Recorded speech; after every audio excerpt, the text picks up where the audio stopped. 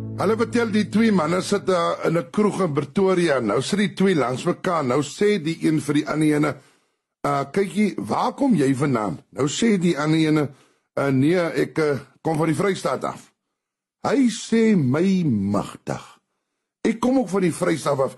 Waarom gooi daar vir ons 'n brandewyntjie dat ons dit kan vier? Nou vier die twee manne met 'n brandewyn dat hulle altyd van die Vrystaat afkom.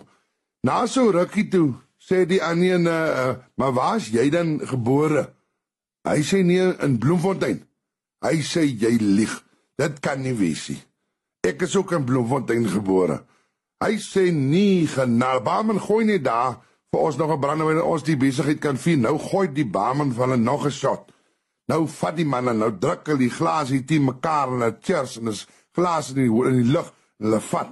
Nou sit hulle weer so stukkie stil. Nou sê die een daar, in watter skool was jy gewees? Nou sê die ander, nee, hy was in die skool. Hy sê, man, dit kan nie wees nie. Ek was ook in daai skool gewees. Dit is hom nou toevallig. Barman gooi net daar vir ons 'n brandewyntjie dat ons die besigheid nou vier hulle dit nou weer met nog 'n brandewyntjie. Maar hier een kant sit die ou, kyk hierdie besigheid en hy roep die barman nader. Hy sê vir meneer, ek is nou net nuuskierig, maar wat gaan aan tussen die twee manne?